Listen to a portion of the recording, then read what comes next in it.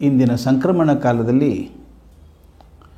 ಶಿಕ್ಷಣದಲ್ಲಿ ಹೀಗೆ ಅಂತ ಹೇಳುವ ಸ್ಥಿತಿಯಲ್ಲಿ ನಾವು ಯಾರೂ ಇಲ್ಲ. ಪ್ರಪಂಚದ ವೇಗಕ್ಕನುಗುಣವಾಗಿ ಶಿಕ್ಷಣ ಬದಲಾಯಿಸ್ತಾ ಇದೆ. ಪ್ರಪಂಚದ ವೇಗ ಅತ್ಯಂತ ಹೆಚ್ಚಾಗಿದೆ.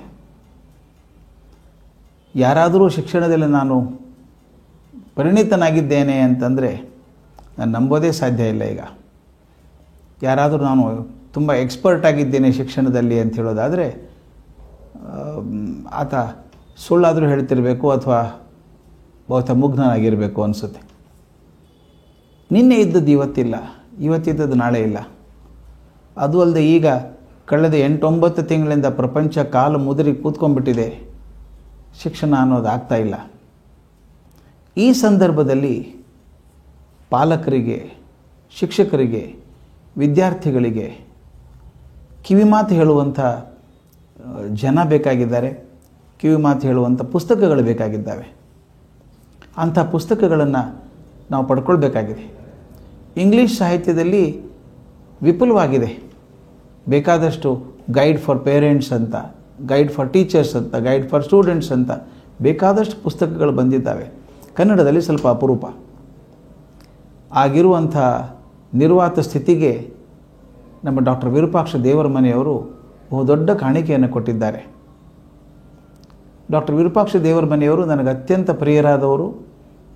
ನಾನು ಅವರ ಬರಹದ ಅಭಿಮಾನಿ. ಸಾಮಾನ್ಯವಾಗಿ ತುಂಬ ಚಂದವಾಗಿ ಮಾತಾಡೋರು ಬರೆಯೋದು ಅಪರೂಪ. ಚಂದವಾಗಿ ಬರೆಯೋದು ಅಪರೂಪ. ತುಂಬ ಚಂದವಾಗಿ ಬರೆಯೋರು ಅಷ್ಟು ಚಂದವಾಗಿ ಮಾತಾಡೋಲ್ಲ. ಮಾತು ಮತ್ತು ಬರಹ ಎರಡನ್ನೂ ಸಿದ್ಧಿಸಿಕೊಂಡಿರುವವರು ವಿರೂಪಾಕ್ಷ ದೇವರಮನೆಯವರು. ಅವರು ಶಾಲೆಯಿಂದ ಶಾಲೆಗೆ ಹೋಗ್ತಾರೆ, ಕಾಲೇಜಿಂದ ಕಾಲೇಜಿಗೆ ಹೋಗ್ತಾರೆ, ಆ ಮಕ್ಕಳಿಗೆ ಸಮಾಲೋಚನೆ ಮಾಡ್ತಾರೆ. ಅವರು ಮನೋವೈದ್ಯರು. ಮನಸ್ಸಿನ ಆಳವನ್ನು, ಹರಹನ್ನು ತಿಳಿದಂಥವರು. ಅವರು ಹೇಳಿದಾಗ ಅದಕ್ಕೊಂದು ಅರ್ಥ ಬರುತ್ತೆ. ಸಂಸ್ಕೃತದಲ್ಲಿ ಒಂದು ಪದ ಇದೆ, ಅದು ಕನ್ನಡದಲ್ಲೂ ಇದೆ, ಶುಶ್ರೂಷಾ ಅಂತ. ಕನ್ನಡದಲ್ಲಿ ಶುಶ್ರೂಷೆ ಅಂತ ಕರಿತೀವಿ. ಈ ಶುಶ್ರೂಷೆ ಪದದ ಮೂಲ ಬಹಳ ಇಷ್ಟ ನನಗೆ. ಶುಶ್ರೂಷಾ ಅರ್ಥ ಏನು ಗೊತ್ತಾ? ಯಾರ ನೋವಿಗೆ ದನಿಯಾಗಿದ್ದಾರೋ ಅವರು ಶುಶ್ರೂಷಕರು ಅಂತ. ಯಾರಿಗೆ ನೋವಾಗಿದೆಯೋ ಅವರ ನೋವಿನ ಧ್ವನಿಯನ್ನು ಕೇಳಿಸಿಕೊಂಡು ಸ್ಪಂದಿಸುವಂಥವರು ಶುಶ್ರೂಷಕರು ಅಂತ. ಮೈಗೆ, ದೇಹಕ್ಕೆ ನೋವಾದರೆ ಅದು ಕಾಣುತ್ತೆ. ಶುಶ್ರೂಷೆ ಮಾಡೋದು ಸುಲಭ. ಕೈ ಗಾಯ ಆಗಿದೆ, ಕಾಲಿಗೆ ಗಾಯ ಆಗಿದೆ, ಅದೇನು ಅಂತ ಎಕ್ಸ್ರೇ ನೋಡಿಯೋ ಗಾಯವನ್ನು ನೋಡಿಯೋ ಔಷಧಿ ಕಟ್ಟೋದು ಸುಲಭ. ಆದರೆ ಮನಸ್ಸಿಗೆ ಆದ ಗಾಯವನ್ನು ಕಟ್ಟೋದು ಹೇಗೆ? ಮನಸ್ಸಿಗೆ ಎಲ್ಲಾಗಿದೆ ಅಂತ ಹೇಗೆ ಗೊತ್ತಾಗೋದು?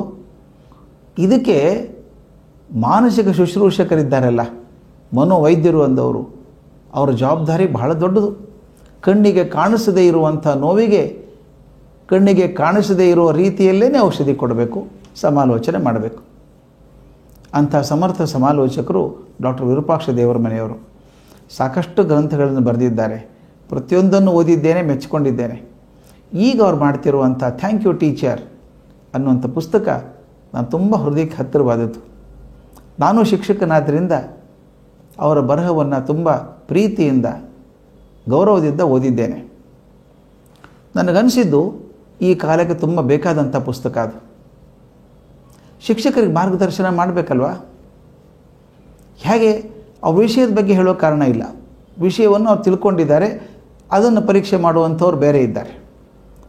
ಆದರೆ ಶಿಕ್ಷಕರು ಮಕ್ಕಳ ಜೊತೆಗೆ ಹೇಗೆ ವರ್ತನೆ ಮಾಡಬೇಕು, ಪಾಲಕರ ಜೊತೆಗೆ ಹೇಗಿರಬೇಕು, ತನ್ನ ಜವಾಬ್ದಾರಿಯನ್ನು ತಿಳ್ಕೊಂಡು ಮಾಡೋದು ಹೇಗೆ, ಇದ್ರ ಬಗ್ಗೆ ಒಂದು ಅದ್ಭುತವಾದ ಪುಸ್ತಕ ಇದು ಥ್ಯಾಂಕ್ ಯು ಟೀಚರ್. ಇದರಲ್ಲಿ 3 ಮಾತು ಮುಖ್ಯವಾಗಿದ್ದಾವೆ. ಮೊದಲನೇದು, ಶಿಕ್ಷಕರು ತಮ್ಮ ಜವಾಬ್ದಾರಿಯನ್ನು ಅರಿತುಕೊಂಡು ಮಾಡ್ತಾರಲ್ಲ, ಅವರಿಗೆ ಸಮಾಜದ ಪರವಾಗಿ ಕೃತಜ್ಞತೆಗಳನ್ನು, ಅಭಿನಂದನೆಗಳನ್ನು ಹೇಳಬೇಕು. ಅದನ್ನು ತುಂಬ ಚೆನ್ನಾಗಿ ವಿರೂಪಾಕ್ಷ ದೇವರಮನೆಯವರು ಹೇಳಿದ್ದಾರೆ. ಎರಡನೆಯದನ್ನು ಅತ್ಯಂತ ನಯವಾಗಿ, ಮನಸ್ಸಿಗೆ ನೋವಾಗಲಾರದ ಹಾಗೆ ನಿಮ್ಮ ಜವಾಬ್ದಾರಿ ಏನು ಅನ್ನೋದನ್ನು ತಿಳಿಸ್ಕೊಟ್ಟಿದ್ದಾರೆ. ಇದು ಬಹಳ ಕಷ್ಟ. ನಮ್ಮಲ್ಲಿ 3 ಸಂಹಿತೆಗಳಿದ್ದಾವೆ ಅಂತ. ಪ್ರಭು ಸಂಹಿತ, ಮಿತ್ರ ಸಂಹಿತ, ಕಾಂತಾ ಸಂಹಿತ ಅಂತ. ಪ್ರಭು ಸಂಹಿತ ಅಂದರೆ ದರ್ಪದಿಂದ ಹೇಳುವಂಥದ್ದು. ಪ್ರಭು ಆಜ್ಞೆ ಅದು. ಹೀಗೆ ಮಾಡಬೇಕು, ಇದು ಹೇಗೆ ಮಾಡಬೇಕು, ನಮ್ಮ ತೈತ್ರಿಯ ಉಪನಿಷತ್ತಲ್ಲಿ ಬರಲ್ವಾ, ಸತ್ಯಂ ವದ ಧರ್ಮಂ ಚರ, ಇದು ಪ್ರಭು ಸಂಹಿತ.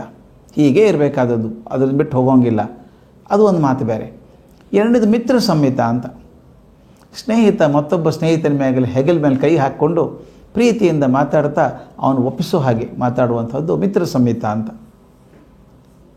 ಇನ್ನೊಂದಿದೆ ಕಾಂತಾ ಸಂಹಿತ ಅಂತ. ಪ್ರಭು ಸಂಹಿತ, ಮಿತ್ರ ಸಂಹಿತ ಮಾಡಲಾರದನ್ನು ಕಾಂತಾ ಸಂಹಿತ ಮಾಡ್ತದೆ ಅಂತ. ಕಾಂತೆ ಅಂದರೆ ಅತ್ಯಂತ ಪ್ರಿಯಳಾದ ಹೆಂಡತಿ ಅಥವಾ ಸ್ನೇಹಿತೆ ತನ್ನ ಸ್ನೇಹಿತನಿಗೆ ಅಥವಾ ಗಂಡನಿಗೆ ಹೇಳುವಂಥ ಮಾತು, ಕಿವಿ ಮಾತು, ಪಿಸು ಮಾತು. ಅದು ಖಂಡಿತ ಹೃದಯಕ್ಕೆ ಹೋಗುವಂಥದ್ದು, ಬೇರೆ ಕಡೆ ಹೋಗಲ್ಲ ಅದು. ಈ ಮೂರನ್ನು ಬಳಸ್ಕೊಂಡಿದ್ದಾರೆ ವಿರೂಪಾಕ್ಷ ದೇವರ ಮನೆಯವರ ಪುಸ್ತಕದಲ್ಲಿ. ಇದು ಹೀಗೇ ಇರಬೇಕಾದದ್ದು ಅಂತ ಕೆಲವು ಕಡೆ ಹೇಳ್ತಾರೆ.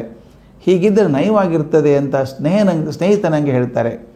ಇನ್ನು ಕೆಲವು ಕಾಂತಾ ಸಂಹಿತದ ಹಾಗೆ ಹೀಗಿದ್ದರೆ ಒಳ್ಳೆಯದಪ್ಪ ನಿಮಗೆ, ಹೀಗಿದ್ದರೆ ನಿಮ್ಮ ಜೀವನ ಸಾರ್ಥಕ ಆಗುತ್ತೆ, ಒಳ್ಳೆಯದಾಗ್ತದೆ.